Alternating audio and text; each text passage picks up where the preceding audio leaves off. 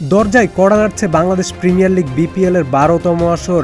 এবারের আসরে নতুন রূপে ফিরছে ক্রিকেটের তীর্থভূমি রাজশাহী। নাবিল গ্রুপের মালিকানায় রাজশাহী ওয়ারিয়র্স নামে মাঠে নামছে পদ্মাপাড়ের দলটি। বিপিএল ইতিহাসে রাজশাহী মাত্র একবার শিরোপার স্বাদ পেয়েছে, সেটা 2019 সালে। সে সময় দলের নাম ছিল রাজশাহী রয়্যালস, আর অধিনায়ক ছিলেন টি-20 ফেরিওয়ালা আন্দ্রে রাসেল। এবার সেই হারানো গৌরব ফেরাতে শক্তিশালী স্কোয়াড গড়েছে রাজশাহী ওয়ারিয়র্স।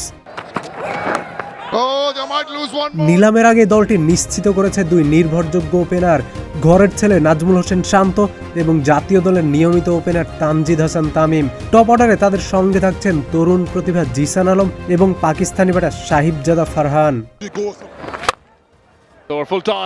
মিডল অর্ডারে রাজশাহী ম্যানেজমেন্ট ভরসা রাখছে দেশের হয়ে 100তম টেস্ট খেলা একমাত্র ক্রিকেটার মুশফিকুর রহিমের ওপর। সঙ্গে থাকছেন বাংলাদেশ অনূর্ধ্ব-19 বিশ্বকাপ জয়ী অধিনায়ক ক্যাপ্টেন কুল আকবর আলী, পাশাপাশি ইয়াসির আলী রাব্বি এবং শাকির হোসেন শুভ্র। অলরাউন্ড বিভাগেও ভারসাম্যপূর্ণ দল সাজিয়েছে রাজশাহী। এই তালিকায় আছেন রাজশাহীর local boy S M Mehrab Hasan, Tanzim Hasan Sakib, Pakistani তারকা মোহাম্মদ নওয়াজ, কিউই তারকা জিমি নিসাম, ওয়াসি সিদ্দিকী, রবিউল হক এবং এমডি রুবেল।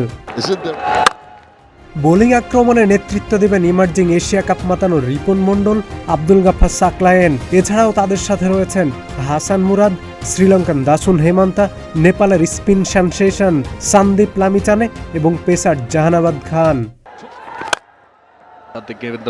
সব মিলিয়ে অভিজ্ঞতা ও তারুণ্যের দারুণ সমন্বয়ে গড়া রাজশাহী ওয়ারিয়র্স কতটা দূর যেতে পারে সেই অপেক্ষা এখন পুরো উত্তরবঙ্গ।